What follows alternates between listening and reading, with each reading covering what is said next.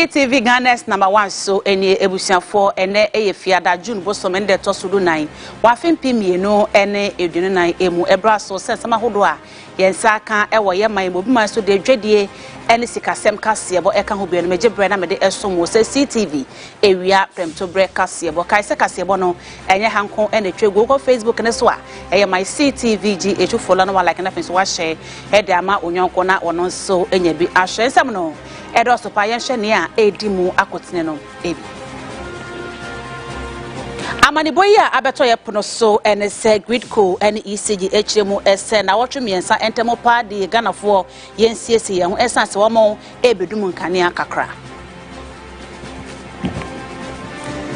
yabeko eye sunyane na abeto dwa se gas station bi e wo sunyane chese I explain nam so ama abrosen na ben gas station no edwiregu nam so ama cars mienu so asai kura enye asemkuma yebetwa bosompo na yakopie mu ewo obi ema so na international demonstrators ya deso mu echese waye krado pa ekohie mu ewo Italy se beye na obeye wo ye kire edi etia G7 summit ya ebeba so yi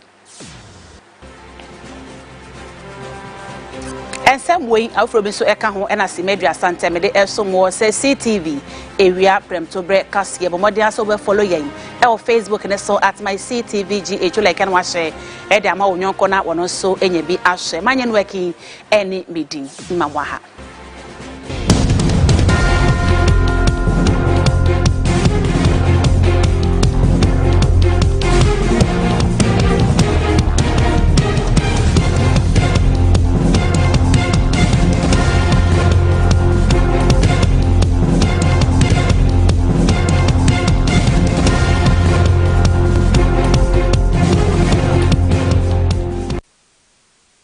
That's afi ensem no sei ena emono enchemo no etie yen hyase emfri eya yisigi for akache na enkrata yi a abeka yensa yeso ye de bi esomwo ewa Kasiepo yi a efri eya gridco enchen ene yisigi echrese na wotwe miensa entem wamo ebedum nkane akakra ewo maiga na mu na wamo nsem tenten ene tebo nyina ene se gas supplier wamo enya edifri Nigeria mechre alata mamu na chese ho akwatwe kakra ne senti empinifa wo ho no ehwe se wamo ebeye ho adwuma na wo wi a na fe yensa aka eye gas no wetimi ede nkane no ede amayan na gridco ene ECG echrese West African Gas Pipeline Company ya wamo ewo eye Nigeria mining wono wamo ene de nkrata yi eba ya wo kire se wamo eye nsiesie ayano boni beka se eno no eye maintenance ewo eye sa gas pipeline eho a wo kire se wo ye no ewo Nigeria mining mu na wo kire se ebedi eye na anase na wo twe mako miensa ansana wechimi aye sa ne mene nyina ewie na enumo ena wo kire se maintenance anase nsiesie ya wamo eye no na kire se ebe affect Ghana kakra ne senti na wotwe miensa entem ena emiaye bi wo Ghana wontimi enya nkanea emfa enye adwuma na wenam so ama gridco ene ECG to public anaso bibie ni mo stakeholders ahodo eni mo se wedie wo mo ebesrada se obenya twen anaso wo twen hom ama wo ma hwe awie ni a wo ye no na wetimi light no abre Ghana for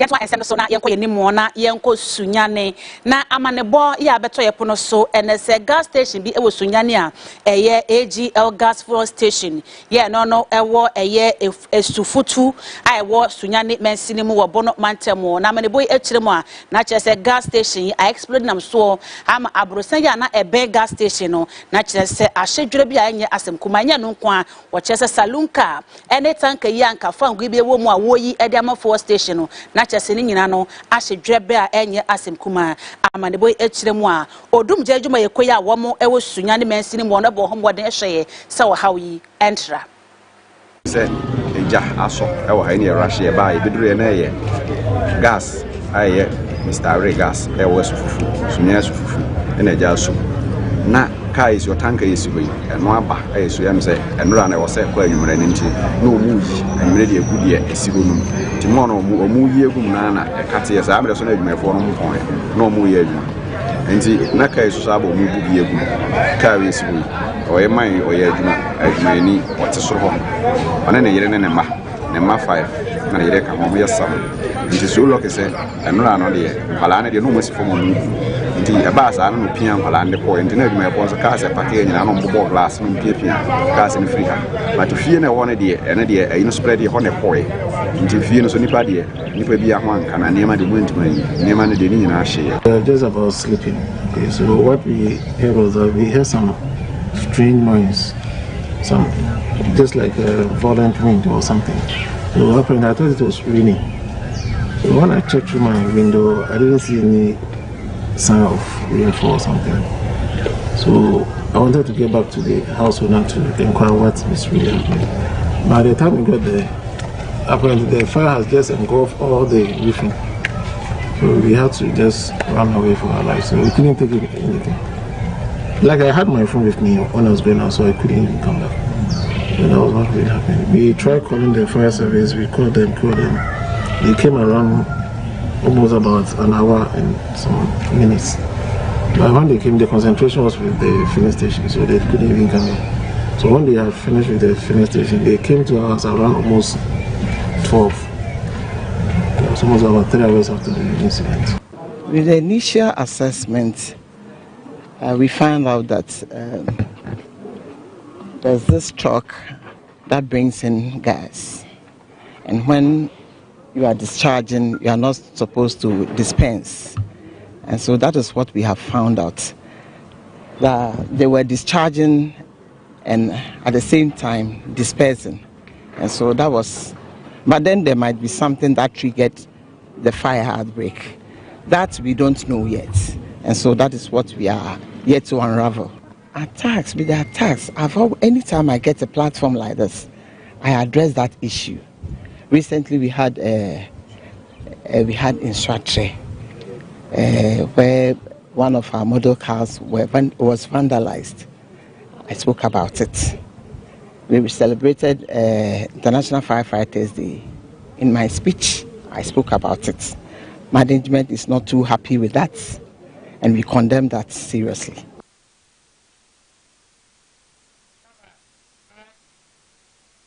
Yentwa esem no so e wo man Ghana mra hye bedwafie na se be ye na mra hye bedwafo dwumadi a wodi nyina no e be kɔ jojo nti no e yade se Parliament of Ghana wamo apaw democracy cup competition e hontoma e wo man Ghana mra hye bedwafie ha awukansi ya omemra shibedwafi ahyehyɛ ɛyade sɛ wɔhwɛ sɛ ɛbɛhwɛ ama afibia mu kumase asante kotoko ɛne akra hasofo boboku akasi mienu a ɛwɔ man Ghana mu ɛde besie ni ne yɛhwɛ de obedi nkunimu a nipo obedi nkunim no ɛbɛkɔ Washington na wɔne club DC ɛde akɔbɔ so ɛwɔ America man nimu na botai nti a wɔde sɛ adwumadi nyina aba no ɛka no mra shibedwa mfihia aduasa ya wadie ɛho ya ne nyina mu no wɔpɛ sɛ wɔtwe ɔmanfo ɛbɛn omemra shibedwafi na manfo hu mra shibedwa adwumadi a wodi ɛni so na afin so kemamenka bi amamu etumi ɛko ɛkɔ nanim ɛwɔ wɔnom wɔ obra wɔnom ɛpa adwumadi ne ho ntoma panyine ya wɔno ɛna wɔda Ghana bodo bo adwumadi ano mekyerɛ Oraket Okreku ɛkasa yɛ de adehyɛdeɛ tompanyifo ne aban ne mu sɛ ɛbraso ɛsɛ wɔ mamu nyina ɛhwɛ bodo bo na wɔde wonsika ɛne onimdie ne onyansa nyina ɛhyɛmu a ɛbetumi aboa ama bodo bo akɔ nanim ɛwɔ mamu sanse yɛka nneɛma etumi ma ɔman ɛkɔ nanim ne ɔman nyɛ sika bodo bo ɛka ho. Speaker,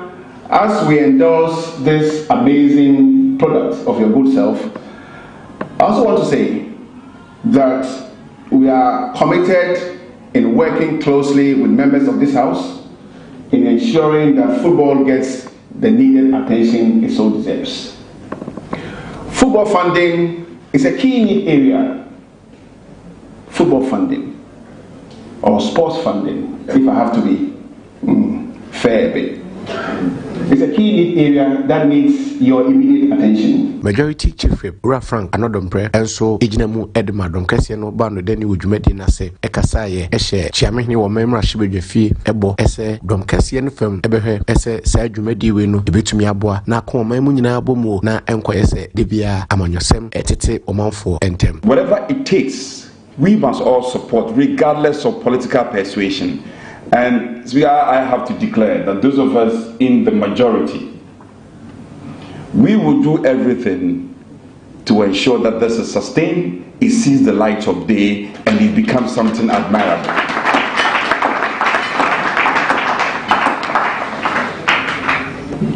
We often say that intertribal marriages is one of the features in our country that has brought togetherness and reduced the political tension in our country. Deputy Minority Chief Whip also ejinemu edemadom kuma eba no den rakesel atoforsen ekasa ye chese wo so fam edie bi so ye deboa ema saa dwumadie ene a wokansi koso de demfaso ba no won mo ebe ye ne saa. Speaker,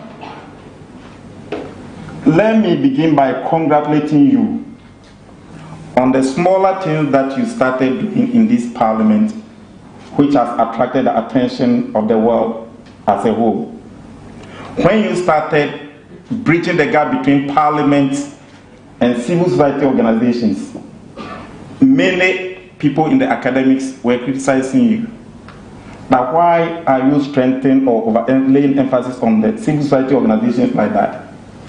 Through that effort, the whole Africa has adjudged your tenure, the Parliament of Ghana, as the most open parliament in Africa. Ura Urban, Sumana Kingsford Bagwia, where chairman here, Memra Shibajafi, Edituja, no chese, Kemamin Cabin Hubina, say Etna Omeimu, na Diabaqua, Wombe to Miashe, Amakamin Cabino, Etumia Brane, no Shimukina, a goodie, and it and that won't decide mediation so, Sanse, Udia, a goodie, a candy pa, a who doing in a bomo, Wachra, Sa, Jumedi, any you can see, a bear, Afiano, Jumedia, Linum, woman Beshek, Mamin Cabimukina. Democracy Cup. This is further evidence of our commitment to promoting initiatives aimed at strengthening the foundation of our democracy. The foundation of our democracy is this institution. When Parliament collapses, your democracy collapses, together with your human rights and your freedoms. So it's important we treasure what we have achieved, what Parliament is doing, and we want all of you to continue to support and move with us. Ebusafo yento asem no so na yenko yenim na United Voices for Change a pressure group ya wo my Ghana mu na wo mo e ato office of the special prosecutor ene yoko anim wo se ensem bia e fa p e DSD one ho no wo mo hwe na enimanimu ya no wonya sansem ne mu ehwehwemu sansem no ye ensem bia Ghana for ene di achiripa. One central for Shimase in Kampuni Mantem and a convener Emma Ekoi, entry Sylvestin, Roland, editor Ghana for anymore, say, I dare say, ye say you for Bocapa and a Saint Ghana for, yen see Hona Fay, and a doomsono, ye ba Abehunakasi, what was so editor just say. One son seminim wono, and penny abedeche doctor, Mahamadou Baumia, and Encano swap for your show my Ghana, you sick as some and into 2 years so, or Ken, Ufuriata, and I dare say you want free more a year quite be so. Government, committee, government, SSS. PDS mono. Government committee say PDS are a fraud. Now media me say only fraudsters and engage in fraudulent activity. And to be out na meeting with them a fraudster. The government committee report say PDS was a fraudulent deal. To be out na meeting with them or a fraudster. So the vice president, the finance minister, and all the other people who were present on that fateful day, they were all fraudsters. Tiebusa said, "Sa PDS of 1.8 billion. Now, I'm now, and the PDS egunu says come away." And actually, a quay at was so edited just say, and PDS for so, and ECD for Aboka Bubrua, and Yasem Kuma, and when I'm swama in a won't see me and finding a Moncania, Emma Ghana for, and fa enya dinisate. What they took a quahudwa, Wabaya and Semimu Shemose, one share at Winnie Shemono and Sana Bosumi, Aquaniwi. Ghana for 9 months and cut down. And the special prosecutor, Kasiepo. Sorry, not the same commission because it borders on fraud. Yoko, it borders on fraud. Shrad, it borders on fraud, infringement of human rights, and this falls within your jurisdiction. And the position of government officials and the next step are UVC Yebeteke, because people who are elected to lead us cannot continuously take us for fools. Area Prem to Ctv Kasiepo and when you saw share it with CTV Ghana's #1 so no follow ye. Our Facebook and so at my CTVGH will like and share Edama Unyonko na one also and ye be ashamed to answer so na yenko yenim. Na NPP loyal ladies Edom Finsha na tosto watche Wabra Jumadian Ecoso and our Casa Edifa and your Mahodo and it to watcha Wamo aye Ediama NPP Amanyukotichu and in ya waye Edi Ama Emma when I'm so ama wade to aban any more say I think Pimie no any dunai abaye between ma want to wamo ase kwan biaso. Enfie mako enson ene fanie ena NPP loyal ladies abo homoden ayedwumapa e de atai NPP amanyoko no echi when am so ama president Emma Asamankese loyal ladies organization Lily commander wabra woni ensemtwefo ekasaro de tudwa e kire afode yahodo a koyi abo e de ama NPP amanyoko no empo wa fimpimi no ene dunsia ba yetuye emu wo kire se ade so abo moden aboa ema e wo kwan bebre eso nsem ya wodi tudwan ebini botaye ma ye bass haye loyal ladies ku no eye ku bi a emeko bi e wo NPP ye ba ye ti ku no 8 years ni every year bia no ye obebi a celebrate year anniversary this year they have been say ye the members ku ye the aba be kan peace no ho ne ni na diduma ya for market ne akoto chene mama market men ne ni o ma dinkomo apa ba unia ene peace no wa 120 ano chene ne botaya ene ma ye de ba it was good pikaye tuma wo ntino de omo kan ne say omo be boy ye ne atwa say de ye ka se ye break 8 no omo be boy ne etumi break 8 no tie ne o makasa na response ne say nya ye no very good enwechire na NPP parliamentary candidates ema de share wo mo ewosum empesa no so ho no bonimonyamfo Frank Esiedu Bequin adodo na friend protozwa enso Ctv Kasiepo ekasa ye edin chemu sei emai.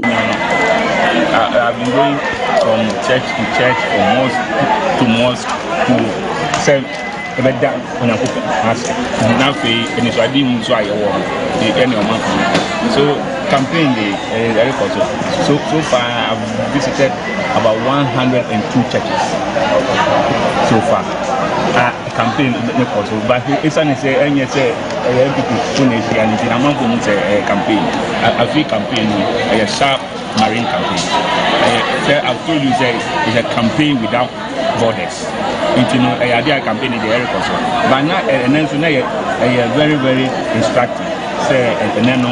Being the 13th day of June 2024, minute reality, was on the station on Mapako Chichanko. Now he amount feeling, so it is just an exercise was a meet and greet exercise to also test the cause of my people, and I think that it is positive. That's not withstanding, I think I need to work very hard. I need to work very hard. His Excellency Alhaji Dr. Mahmoud Bawumia Ebenya massive votes in the Suhum constituency. Yantwa ensem no so ewo ensem foforo emu na odumja ejuma yekoye wo my Ghana mu e ade se wo mo apawo eye National Safety Awards hontoma wo my Ghana mu na no mo e na wo kire se October bosomenu mu pa e na award scheme wo be hyase ede dwuma ne senti dwum bosomenu mu no e ade se wo mo bie kwan ede ato ho ama ankorankora ene nwumakwa hodo na wo mo abefa application and nomination forms ahodo.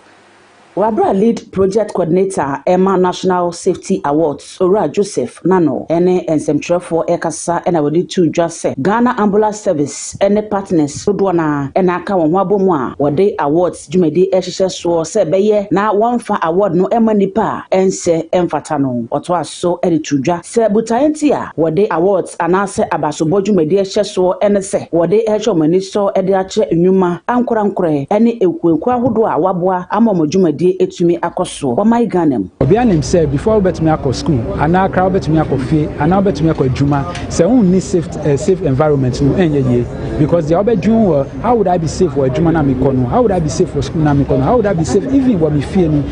Above everything, we're Ghana, we believe that safety should be the first and the most critical thing. So we are safe. How to meet Nasi? Who to me a Juma? Who to me become productive to the nation? So the National Safety Award is to bring to the people culture, safety culture. You say so sorry. Would you say me should no baby? I'm there to know so called Juma. Who be said Juma say was safety policy and now so called restaurant, so called hotel, who call school beer.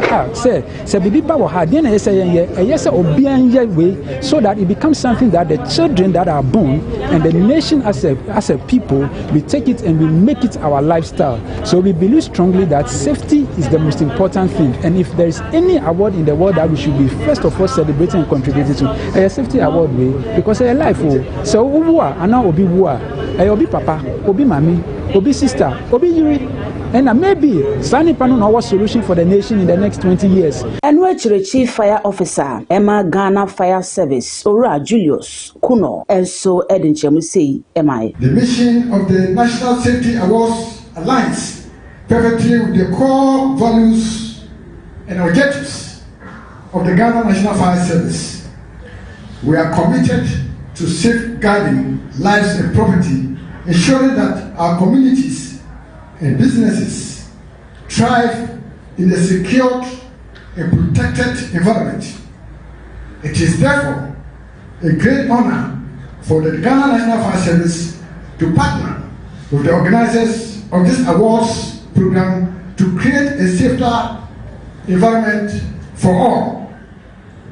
Ladies and gentlemen, safety is merely a set of guidelines or regulations. It is a fundamental aspect of our daily lives that requires constant vigilance, education, and practice. By promoting safety excellence, we are not only protecting individuals, but also fostering a culture where businesses can prosper without the fear of preventable incidents.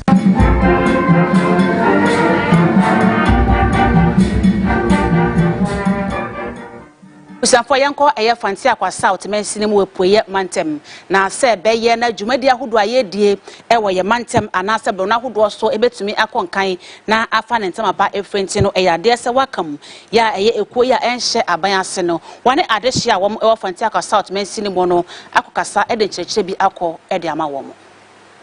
Jumadi ekoso ewo Catholic asafo ewo achem saman na stakeholders ahodo a wo free emiaye eba jumadi no asibi ensema wo hwe kan ye bi ene kwan a ebinum efa so ede hwero monsase ede ma wo a otu galamsey ekwan ahodo nso a galamsey fo efa so ese yensuo ene ensase ahodo ene nyoma dodo na ena wo kan ye ewo jumadi na se ehwe ne pomasibere na executive director Emma Wakam Ora Yuri Hana Owusu Cranton so manfo na nyire ne mo se wo hwe na opekwan ahodo a obefa so e de abo o natural resources ahodo e ho ban asala mu be google to anu de kure mu ndidi a we eat baby some question na mu ndidi sansa me be asamai ana yentu gold wa ha no bi hu abro dan bi mu abonsan e wo krum ha then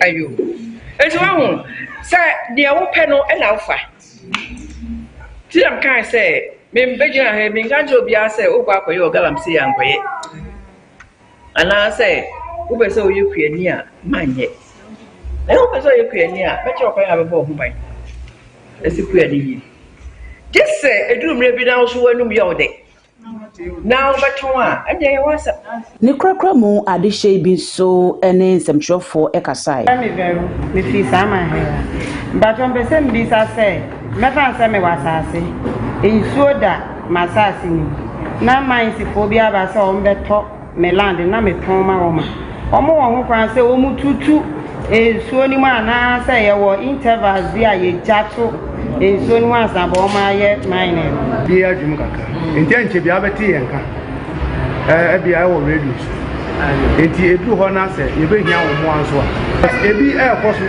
a me ne wo ka sei do ka se mo se eyemra enti onyaje concession na ekwan bi aso be aduma na mpese mbuza say ti say sama kuri en se kibi go fi so abeje concession aka concession lease ya enti say fi ana owo abaye ye kurum ha yi a omuwi na se gold nu ewo kuro nu mu a o betimi abitu ye atu gold nu Ctv Kasiepo and we do so I will share with CTV Ghana's #1 so no follow ye Facebook and so at my CTVGH like and watch share e de ama onyonko na ono so enye bi ahwe ne du so no e dwedie eni sikasem Kasiepo.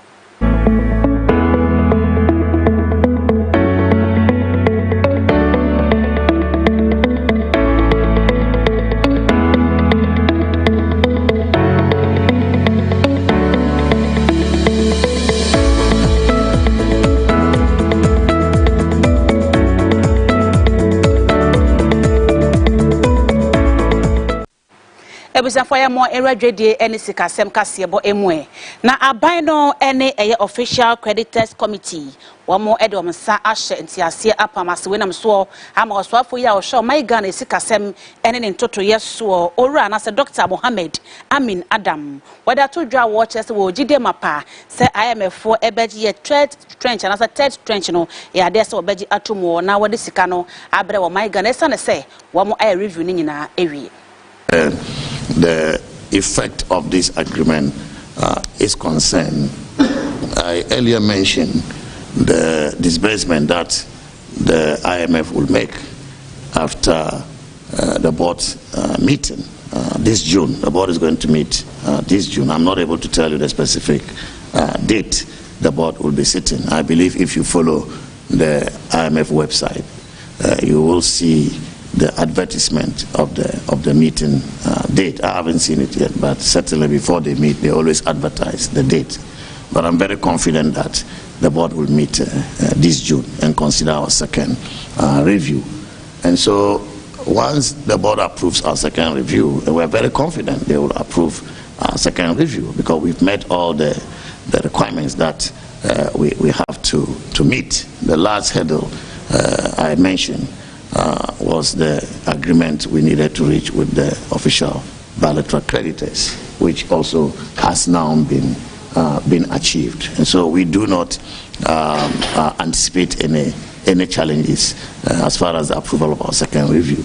And therefore, the expected disbursement of $360 million will certainly boost our reserves. You know the implications of increasing reserves for the strengthening of our currency. Secondly, we also expect disbursement for stalled projects, which I talked about earlier, to also resume. I'm not able to tell you exactly when. Some have indicated that they will start disbursement immediately. Others want to wait for us to sign the bilateral agreements, which we hope to do in the next few weeks or months. So that will also come in to boost our reserves, and you know the implications of increasing reserves for the currency. Ebusafo Master Kasiepo and Eduswon.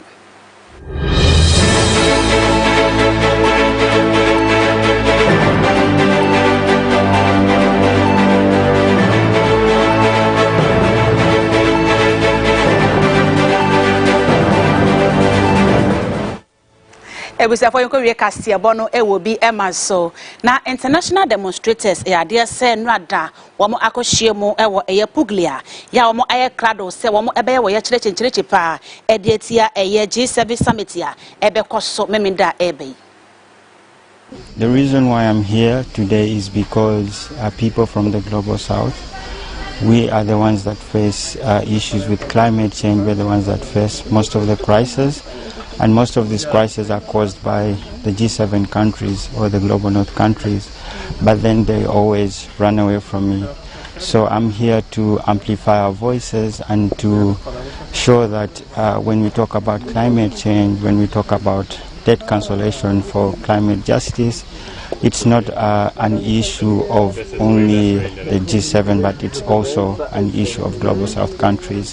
And when we talk about climate change, this is a crisis that is going to affect us all and not just people who are privileged.